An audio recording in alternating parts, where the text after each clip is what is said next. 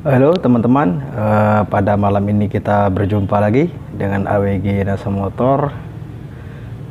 Kita akan melanjutkan sharing semalam yang tentang keuntungan menjadi mekanik.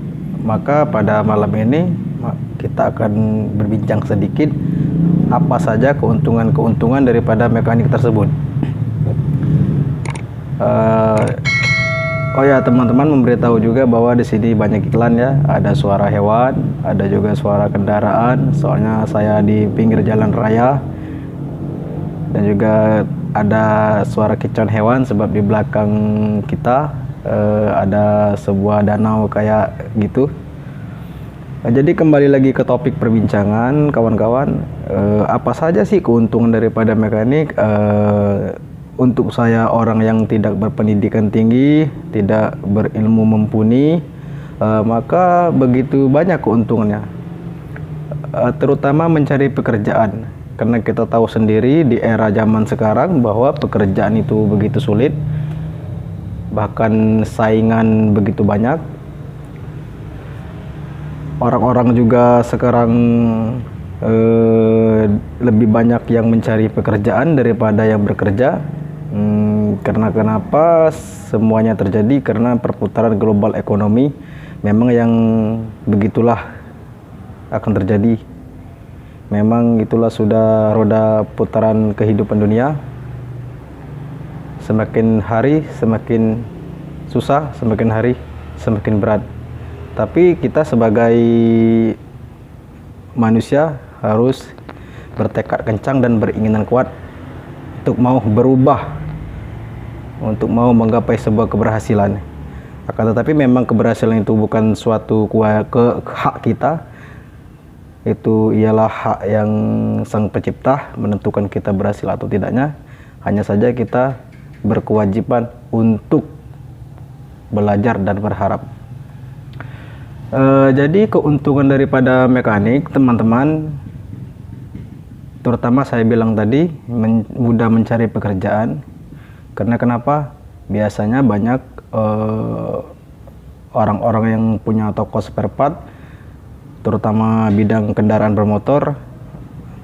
Kebanyakan daripada mereka tidak bisa membongkar motor. Mereka hanya ada modal lalu membuka toko spare part, tapi mereka tidak bisa untuk menyelesaikan suatu permasalahan pada kerusakan kendaraan tersebut. Nah, di sini keuntungan jadi mekanik akan lebih besar kemungkinan bahwa si pemilik toko tersebut pasti akan menerima orang yang sudah berpengalaman di bidang kendaraan daripada yang baru mau belajar. Itu satu. Sebagai pemilik toko, dia kan pasti mau mencari yang sudah bisa, yang sudah pengalaman daripada yang baru mau belajar. Karena menjadi mekanik itu tidak semerta-merta mendadak, tidak tahu-tahu bisa, bukan begitu. Karena menjadi mekanik itu bukanlah hal yang mudah, tetapi tidak sulit kalau mau belajar dan ada niat seperti yang kita bicarakan semalam. Karena dia perlu waktu yang bertahun-tahun, mungkin setahun atau 2 tahun atau 3 tahun untuk menjadi seorang mekanik yang dibilang mumpuni.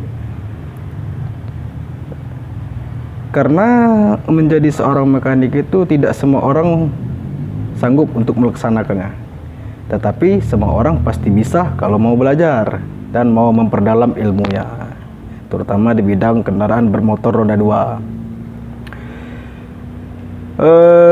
Dan juga keuntungan lagi menjadi mekanik tidak mudah diberhentikan, sebab mencari mekanik tidaklah mudah. Kalau untuk sekedar seperti rumah makan ataupun warteg ataupun sejenisnya, mereka gampang mencari karyawan, tidak senang sedikit senggol buang. Tetapi kalau jadi mekanik, sepengalaman saya susah untuk diberhentikan. Karena kembali pada tadi, bahwa mencari mekanik yang sudah mumpuni di bidangnya itu tidaklah mudah. Maka si pemilik toko akan menjaga mekaniknya tersebut. akan memelihara mekaniknya tersebut supaya tidak mengundurkan diri. Terkadang kita mau memberi suatu ungkapan kepada pemilik toko bahwa kita seandainya mau minta dinaikkan gaji, kalau masih di dalam standar batas kemampuan mereka, biasanya mereka akan mengikuti kemauan kita. Karena mereka berpikir daripada dia berhenti, nanti susah mencari orang yang mumpuni di bidang tersebut. Selagi tidak berkelebihan. Karena kalau kita berlebihan, ya mungkin kita akan diberhentikan. Sama kalau kita bohong ataupun sering tidak jujur ataupun mencuri ataupun malas-malasan, ya itu memang sudah layak diberhentikan. Setinggi apapun ilmu kita, sehebat apapun ilmu kita, pasti kita diberhentikan.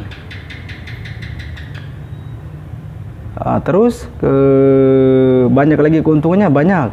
Kita bisa buka toko spare part sendiri, kita bisa usaha sendiri. Jikalau kita suatu saat ada keinginan untuk membuka toko spare part, kita bisa perlahan-perlahan dari modal kecil bisa untuk merintis.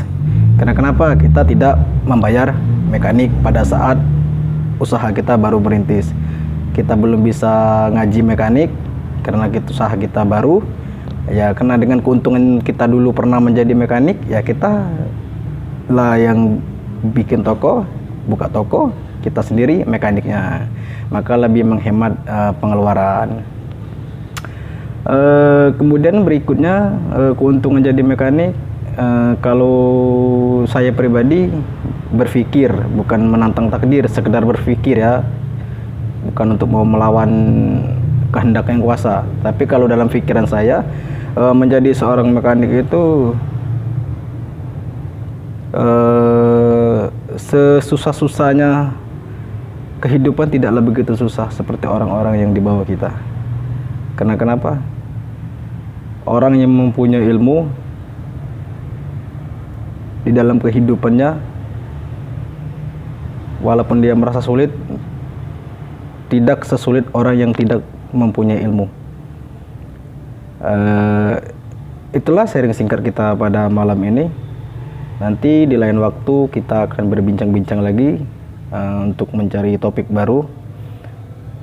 Tapi seandainya kita berbincang tentang bagaimana membongkar spare part, kita berbincang bagaimana tutorial, nanti kita akan buat videonya di siang hari kemungkinan ya.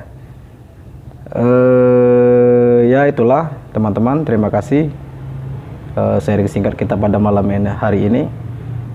Tidak lupa pula untuk mengingatkan teman-teman bahwa jangan lupa subscribe, like, and comment. Terima kasih teman-teman, bye.